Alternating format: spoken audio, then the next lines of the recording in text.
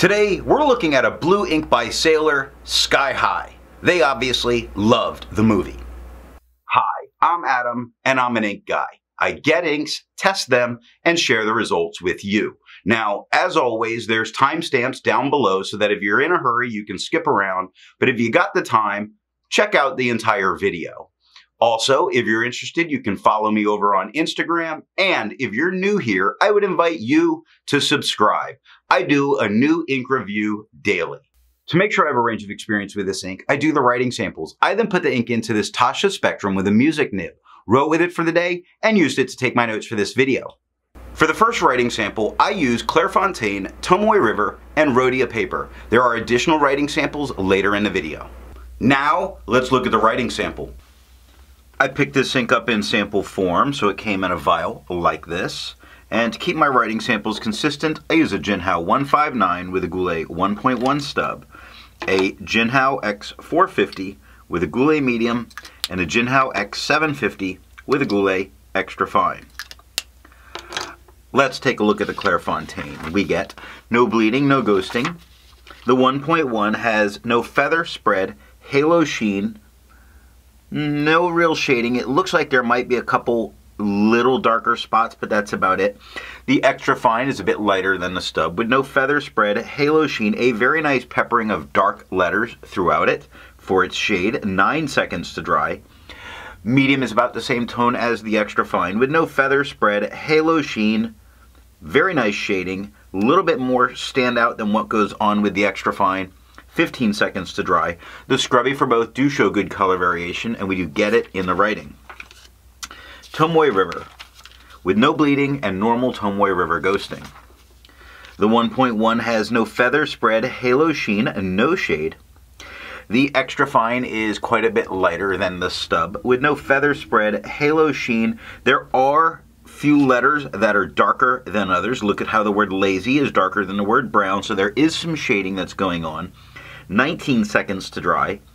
Medium is about the same tone as the, well, it's a hair darker than the extra fine, but nowhere near as dark as the stub. With no feather spread, halo sheen. It does offer some shading again. It's very minor to see, but it is there. The word the is quite a bit darker than the word brown, except BR is quite dark. 26 seconds to dry. The scrubby for both show no color variation, although we get minor bits of it in the writing. Rhodia, no bleeding, no ghosting. The 1.1 has no feather spread, halo sheen, and no shade. Now the extra fine is quite a bit lighter than the stub. With no feather spread, halo sheen, plenty of very nice shading where it is really pointing to some much darker letters in the writing, like the K, the H, the R. There's certainly very dark letters. 11 seconds to dry. Medium is about the same tone as the extra fine with no feather spread, halo sheen. The shading is just like what we get in the extra fine, just a slight bit more pronounced. 16 seconds to dry. Scrubby for both shows good color variation left to right, and we do get that in the writing. I agree with Vita that I've learned a lot by doing multiple chromatographies. The one on the left is done the way it's supposed to be done. I put a line of ink down and immediately put it into water for 10 to 15 seconds. And what we see is this is a true prime blue. It pushes its way very light and gathers at the top, as you would expect for many chromatographies. Now the one on the right I let dry for 10 minutes before I dunk it into water. And we do see that it is gathering as a line on the bottom, showing that it does have some permanence to it given the right situation and setup. The rest of it pushes up looking very much like what we got on the chromatography on the left. Resistance tests are done to see how well this ink can be expected to perform on the page, and more importantly, how hard it might be to clean from your pen. I let the smear dry for 3 days before testing it. Looking at the highlighter, I feel generally safe using this in a note-taking situation if I want to go back and highlight, because I lose nothing really important. It does spread from about an extra fine to a fine medium, but I can read it easily, which is the important part to me. Now, water is only removing the absolute darkest layer. It's still leaving a ton of blue behind, which is largely what you can expect based on that second chromatography. Pen flush is completely breaking down this ink to remove it from the paper. You do see quite a bit of the white of the paper beginning to show through. Now, it only took water for me to get this out of my pen. I did not have to go all the way to pen flush. 1/3 bleach solution is removing almost all of the ink from the paper. Just to be clear about how an ink, especially a pigmented ink, might respond differently on paper than on the plastic of a pen. I test ink viscosity or flow by using a tilt test, and I've linked that video and put that in here for you. Now, for the inks I've tested, I have found an average viscosity of 2.5, with the realm of normal being from 2.1 to 2.9. Sailor's Sky High has a viscosity of 1.21, making this an incredibly wet ink. For the inks I've tested, I have found an average dry time of 17 seconds, with the realm of normal being from 13 to 21 seconds. I find this by using my writing samples that were done on Clairfontaine, Tomoe River, and Rhodia paper. Sailor's Sky High has an average dry time of 16 seconds, so despite how incredibly wet this ink is, its dry time is normal. Instead of finding inks that look like Sailor's Sky High, I would prefer to find an ink that complements its color on the page. I went for a nice brown, and I chose Robert Oster's Gold Antiqua. The second writing sample is done on yellow Rhodia, Life, and Levenger paper. Here we're looking at the yellow Rhodia paper, not to look at performance, but more to look at any kind of tone change that we might go through for using yellow paper. Now, it does get a slight teal or turquoise lean into it.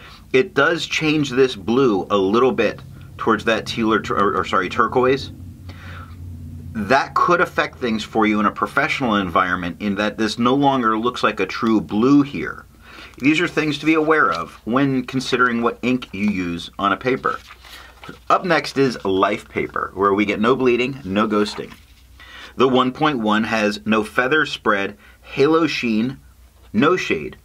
The extra fine is lighter than the stub, with no feather spread, halo sheen, no shade. The shading that we get is the peppering of dark letters throughout. I said no shade. It's the peppering of dark letters that we get throughout it. Like you see the K in quick, the HE in the B in brown is darker than the WN. There is some 9 seconds to dry. Medium is the same tone as the extra fine, with no feather spread, halo sheen, same peppering of shading throughout, a little bit more pronounced, 15 seconds to dry. Scrubby for both do show color variation left to right, and we got it in the writing. And then Levenger, with no bleeding, no ghosting. The 1.1 has no feather spread, halo sheen, or shade. The extra fine is lighter than the stub, with no feather spread, halo sheen, only a couple spots of shading, really very little. I see the H in the B in brown, the P in jumps, but that's about it for dark letters. 7 seconds to dry. Medium is just a little bit darker than the extra fine, not quite as dark as the stub. With no feather spread, halo sheen, the shading looks a little bit better here. In over starts lighter and gets darker, brown starts dark and gets light. Quick goes from dark to light to dark, so I think it looks better here than in the extra fine, which only had a couple spots. 11 seconds to dry. The scrubby for both show no real color variation. We do get it much better in the medium, and that is all that I have for writing samples. So what do I think of Sailor's Sky High? In wet pens, it can look like just any other blue, but in other pens, it can put down some nice shading, really bringing out some character that this ink has to offer. But most of the time for me, it came across as just a blue. So what nib and pen give the best writing experience with this ink? It can have a variety of tone difference depending on the pen you choose to put it in. I chose a dry medium to really put down a nice tone that does have some very nice shading throughout the writing. If you enjoyed this video, give it a thumbs up, and thanks for watching.